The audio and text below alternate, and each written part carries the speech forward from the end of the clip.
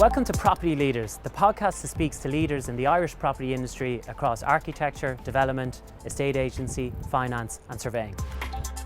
We will provide an insight into their careers so far and their expert opinion on how COVID-19 is impacting their market right now and how it will in the future as the property industry gets back to work. So good morning everyone, we're joined by Willie Dowling from CBRE. Willie, how are you? Hi Owen, how are you doing? Very well. How are you and your family? Not so bad. I'm spending lockdown in Ranelagh with my two daughters, Hannah and Eve. And they've managed to finish out they're both in Trinity in third year and first year, and they've managed to finish out their years. So so I think like a lot of people, we're enjoying being at home and spending time together. It's interesting, my eldest daughter reminded me yesterday that we were in China this time last year, so I'm glad we did the trip last year and not having to wait till this year, yeah. Very so it's been good. Good.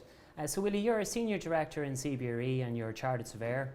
How many years experience do you have? Yeah, over 30, Owen, yeah. So and how long you've been with CBRE? CBRE, this is my 24th year, yeah. Okay. So I started out in the business, I went into a company called Palmer McCormick for 7 years, and then now with 24 years with CBRE, yeah. It's good. Very good.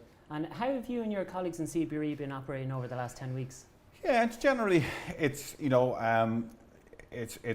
as much as we can, business as usual. We've had some success in terms of completing deals and getting them over the line. One in particular for Hines in Bishop Square, that was a 180 million deal that we managed to close. That was an investment sale, really, an investment sale, okay, yeah. And these were in the process pre-COVID. So anything that was there, we managed to hold on to these and get these deals over the line. We have put one or two new leasing deals into legals, which is a good achievement. But we have businesses down because we can't do inspections, so we've been keeping it going as best we can. CBRE, though, are a company who embraced remote working and technology quite some time ago, isn't that correct? Yeah, we refurbished our offices about 12 months ago, and during that process, a good few of us worked from home for 3 months. So I suppose we were lucky that we were set up to do that and are familiar with it. So we're our plan is to get back into the office on the 8th of June. And I suppose we're going to work on the basis of one team on, one team off. And to put that in context, we have 140 staff, and we expect 30 to go in the first week and then 30 the next week. So we're going to be back at about 40%. So Willie, why did you go into property? Yeah, so I suppose I've always, in secondary school, had an interest in property, and I knew somebody who did the property economics course in Bolton Street, and so I did that. Like yourself, I come from a farming background, so it's quite unusual. I have two brothers. One guy is an estate agent in Sydney, and my brother, Christopher, is a property developer. So the three of us have all ended up in property, and I'm very glad I took that route. Very good. So you joined CBRE, but it was called Gun Commercial in the 90s, and I believe when you joined, Fintan Gunn was at the helm at that time. Yeah, it was. Unfortunately, I only got to work with Fintan for 1 year, and it was an amazing time. He was a larger-than-life character, and I learned a lot from him. And I would have liked to work with him for a lot longer. He had amazing charisma, and his auctions and the atmosphere in the auction rooms is legendary. And yeah, we did. It was. I was delighted to join him, and just a pity that I couldn't work longer with him. As you know, I worked in guns for years, and if I had a euro for every time someone told me they knew Fintan Gunn, from all walks of life. The man really was a living legend within the industry, wasn't he? Yeah, he did an amazing deal making ability, and he put people together. And I'll give you one good example. I worked on the Brown Thomas car park with him, when Brown Thomas were clients of his, and he found investors and he found an occupier. And one of the occupier of the car park is Tony Keoghan, who now owns the car park and is still a client of ours for over 20 years. So I meet Tony regularly, and we always discuss the great deals that Fintan did and put together. Yeah, so he was a great man. It was obviously very sad when he passed away, and of course Pat Gunn then came into the business and kind of took it over at a very young age. How did Pat change it up or develop the business? Yeah, fair play to Pat. I think he was probably only 27 or 28 when he came back to take over the reins. I suppose he inherited a good group of people, but I think one of the best things he did was he recruited very well over the next couple of years. You know, people like Sean O'Brien from Irish Life, Carla McCarthy, Enda Luddy on the valuations. So he took a good core of people and expanded it, and we've increased our service lines. So we would have, when Pat took over, we were probably in sixth position in Dublin, and over the next 5 years we managed to get to number one. So it was a great achievement. So Willie, in my opinion, you're the number one office agent in Dublin, and have been for quite some time. I mean, there isn't a big office deal that you don't have some involvement in. Yet you're quite low key. Is that by design? Yeah, you know, I like to let the buildings do the talking, and so I suppose I typically work with 5 to 7 developers at any given time, and I tend to just focus on them and giving them full attention, and that's the way it's worked successfully for me. Willie, you've worked with some of the largest developers in Dublin who've left a huge footprint across Dublin since the 90s. People like Liam Carroll, Sean Reilly, Christopher Bennett, Sean Dunn, Paddy Kelly, the Flynns. I mean, you've worked with them all for quite some time now. Yeah, a great bunch of characters there, and yeah, I've enjoyed working with them all. I suppose it's interesting when you mention those names. You were talking about a lot of individuals, and now the market has changed to PLCs and REITs and pension funds. So we have seen a big change since the last property crash. But a lot of the guys have come back, and it's great to see them back again. A key relationship you had was Liam Carroll, and of course you were instrumental in Google setting up in Dublin. Do you want to talk us through that deal? Yeah, I had a great relationship with Liam, and I really liked working for him. And you know, we're here in the Docklands today, and you know, one of our earliest deals was in the gasworks, and you know, we met Google one morning, and they wanted to take 60,000 square feet. They had been looking at Dublin, but the deal was moving slow. We met them in the morning. To be honest, we didn't know anything about Google and who they were.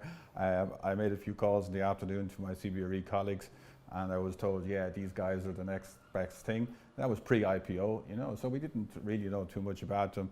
And that even, you know, in true Liam style, he met them, shook hands, and that was it. So they started with 60,000 square feet in Barrow Street, and subsequently took all of the 200,000 square feet in gasworks. But it was you know, right place, right time, and you know, Liam's personality was great. You know, he was he was the decision maker, so you know, meetings were short and quick and to the point, but it was great. And if I think back now at the land that he assembled in the North Docks, you know, the vast amount of land that he assembled, you know, his vision and foresight for what way the city was going, you know, was really remarkable. And also he was developing and holding on to apartment blocks 15 years ago, when now it's all trendy to do it. But Liam Carroll was doing that 15 years ago. Yeah, so we had a lot of good deals together. But I understand the Google deal was done very quickly. Is that true? Yeah, like we met in the morning and shook hands in the afternoon. I think, you know, Bernard McNamara was talking to them at about 46, 48 euros a foot, and we jumped in there at a few euros cheaper and got the deal. Yeah, it was great. I mean, you could argue the deal completely changed Dublin, because Google's arrival really created this kind of technology ecosystem in Dublin, in that when Google arrived, all these other technology companies followed. Yeah, and it's you know, for years after, everybody, you know, when you pick clients up from the airport, you know, usually the first question is, you know, where are Google in Dublin?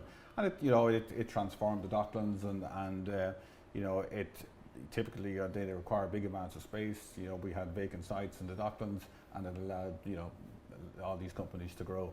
I often find that when you're talking to someone working in one of the other technology companies, invariably they started in Google. Yeah, and Google was the reason they came to Dublin in the first place. Yeah. And some of those people are in Dublin so long that Dublin has become home because they joined Google. So it was a huge deal at the time, wasn't it? And you know what, we fair play to the IDA. You know, they have landed so many amazing companies for Dublin. You know, I did a deal with Amazon up in Kilmainham, Workday down in Fumbally, and just recently, you know, we completed a deal with Indeed on St. Stephen's Green. You know, and the growth of these companies has just been spectacular. You know, you're leasing them 10, 20,000 square feet for 100, 200 people, and then suddenly they're taking multiples of this space.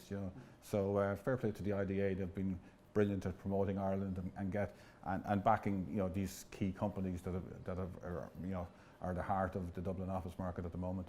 So, to put it in context then, the Google, how many employees did they have at the start?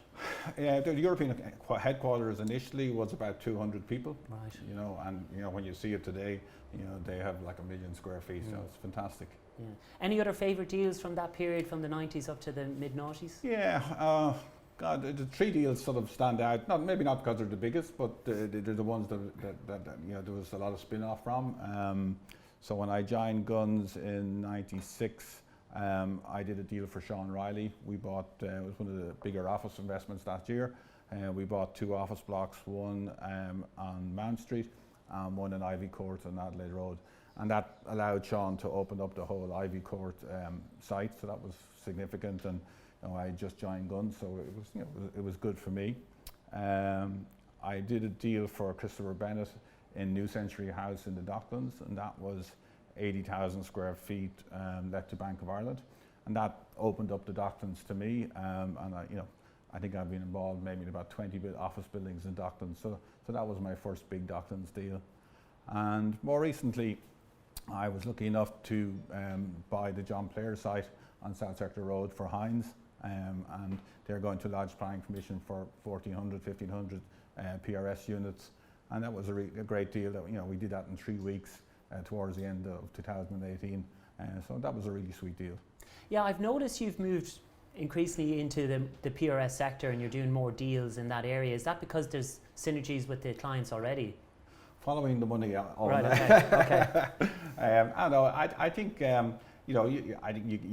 I suppose I've always tried not to pigeonhole myself, and as my clients.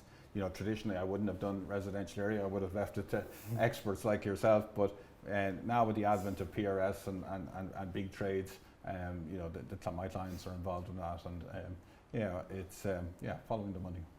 So if we go back to the period then of 07, 08, when did you first realise that the market was in trouble? Yeah, I think Lehman's September 08, that was, just the music stopped, and from then to the end of the year, we almost, did very little business.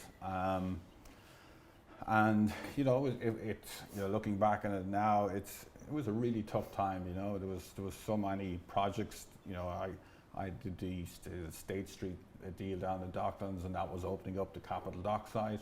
I had done the Anglo deal, and famously that didn't go ahead. Although I do love what Central Bank have done with the building. It's one of my favourite buildings now in Dublin.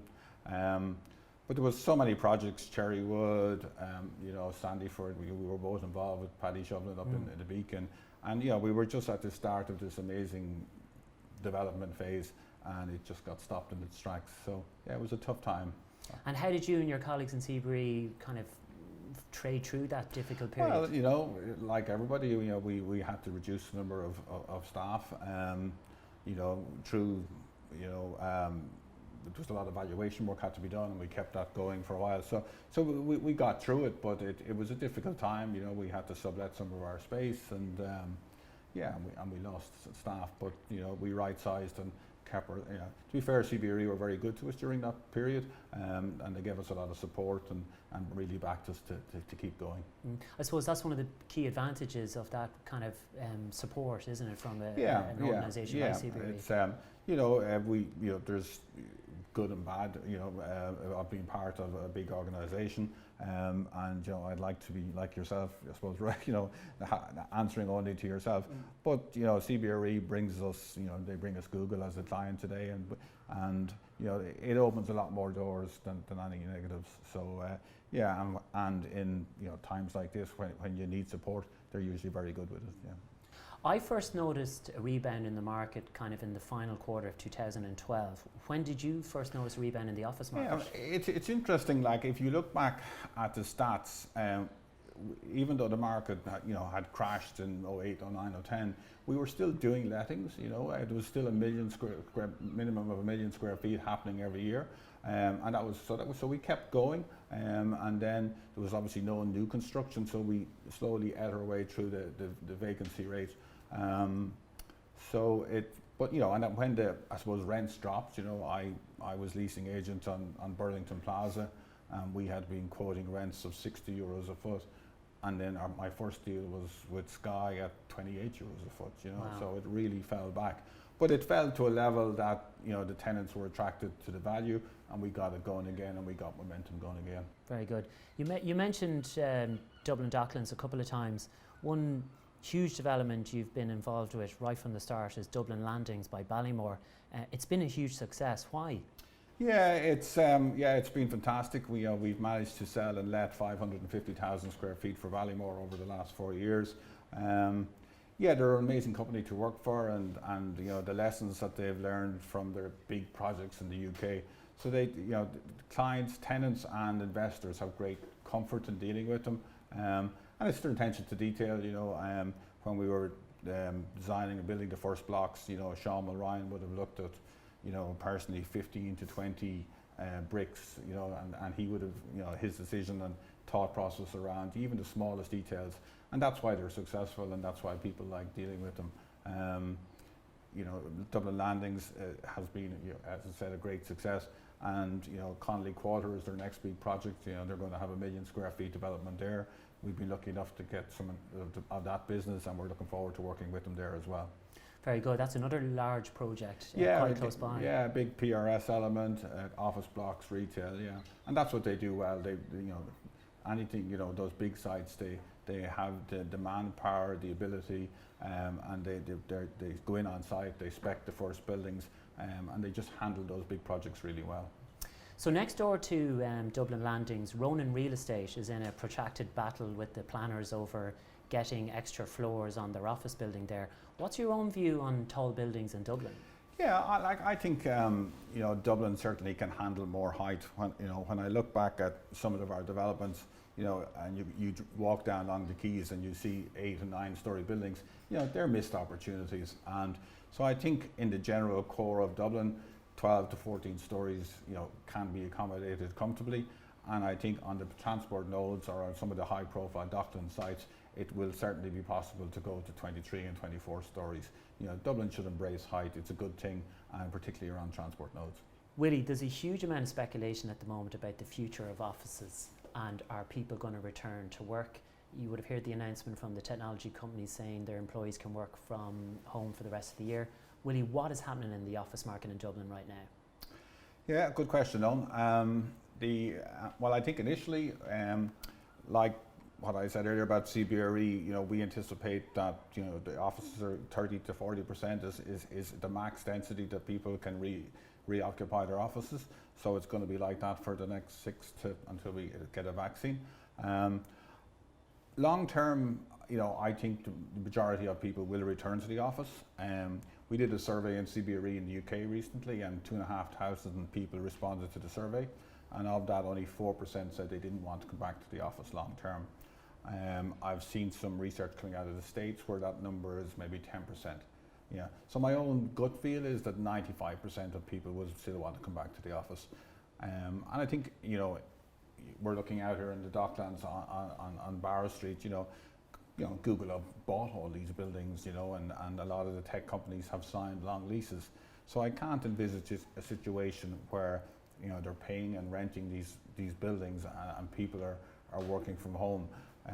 There is a whole issue around productivity that's probably not being addressed now, and over time, as that drops away, I think there will be pressure on people to come back to the office. How is the crisis impacting deals though right now? I mean, do you see, have any plans changed? Are things are things kind of paralysed at the moment? Are we going to see delays, for example? Yeah, for sure. You know, and typically on the big projects, it's at least 3 months. We have 5 million square feet under construction at the moment in Dublin. Luckily, 2.5 million of that is reserved and signed. So we hope there was a plan to finish 1 million square feet this year. Last year's take-up was 3.5 million square feet. It will drop this year. You know, we're hoping to hit 2 million square feet, but you know, there's a very good equilibrium between demand and supply, and for sure. I think the next 6 to 9 months are going to be tough. A lot of companies have put their decisions on hold. We have a few key lettings to happen in the Docklands. It's been rumoured in the papers, that the Google are looking at the sorting office, and there are 2 more deals on the North Docks of 50 and 100,000 square feet. It's important that those deals happen in the next 2 months, and but we think they will. And so overall, while I think companies are going to stall, it will be difficult until the position becomes clearer. The Dublin office market is generally in a good, healthy position. And where do you see prime rents going, Willie? Yeah, we're currently quite €65 and there's definitely, I think that will weaken, and I anticipate it'll be at €60 by year end. Okay. And how do you think COVID-19 is going to change the design and management of these office buildings? Yeah, it's probably more internal. There has been a big push towards hot desking and occupying buildings at a much higher density.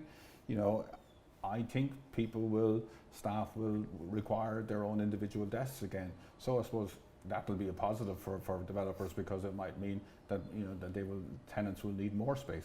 One company that was starting to get a big foothold in the Dublin office market was WeWork. What's your view on WeWork and that whole shared working model? Yeah, there's no doubt that a WeWork type model, there is a demand for that flex space in Dublin. Occupying at the density levels that they were occupying as 1:6, that's not going to happen anymore, and that has to change. But these are very good companies, and they're going to have to adapt. And possibly at the moment they currently charge per desk, and I think maybe in future they're going to there'll be a square footage cost. So they're going to have to adopt their model for these new conditions.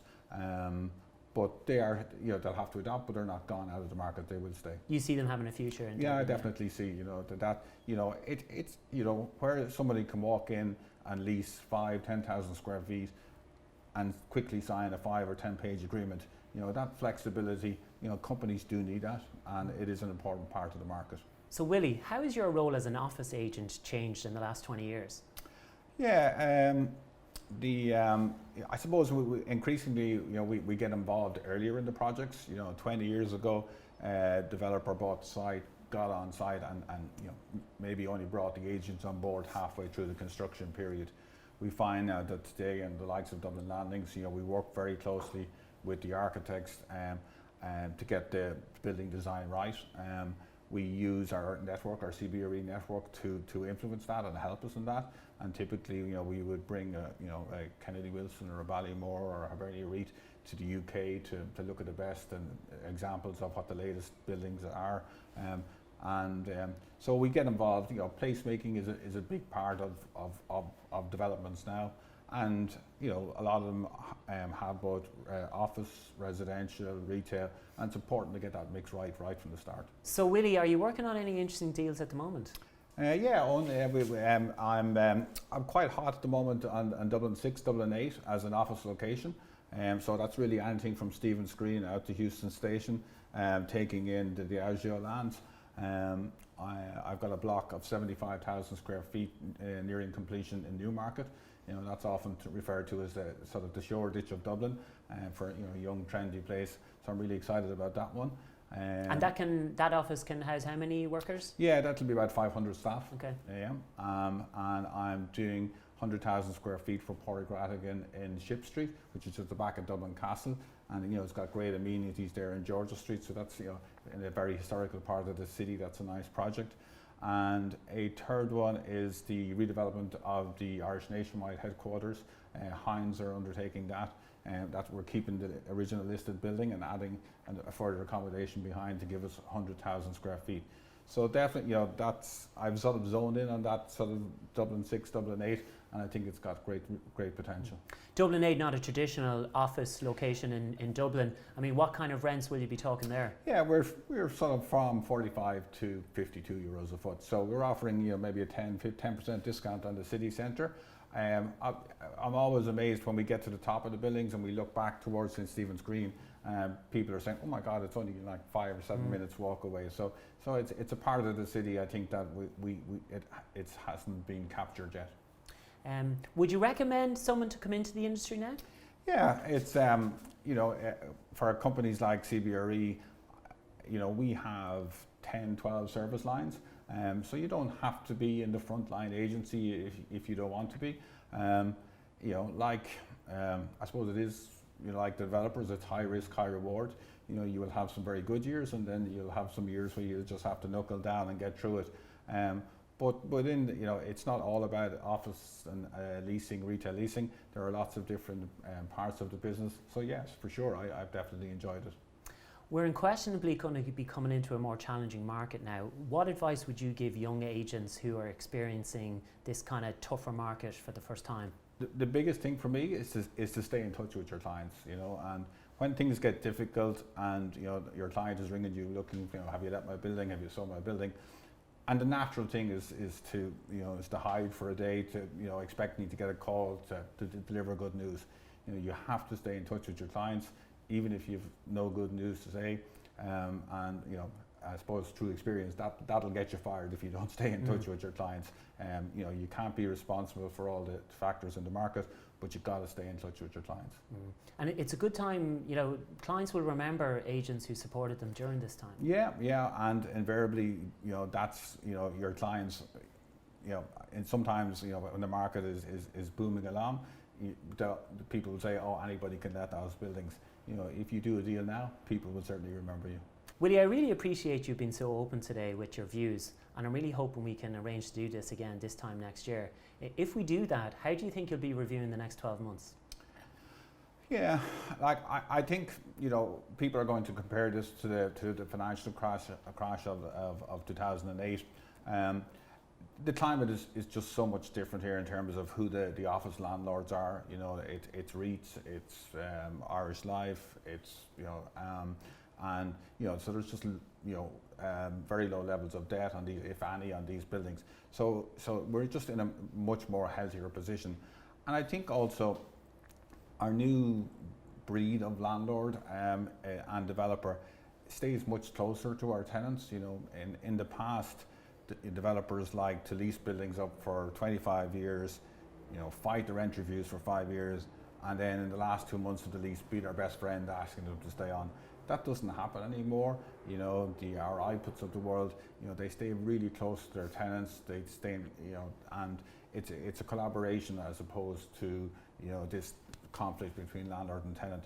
So there is definitely a challenge ahead, but I think we have great landlords now who are able to meet that challenge and will work through it and solve the problems. Willie Dowling, thank you very much for your time. Thanks, Owen.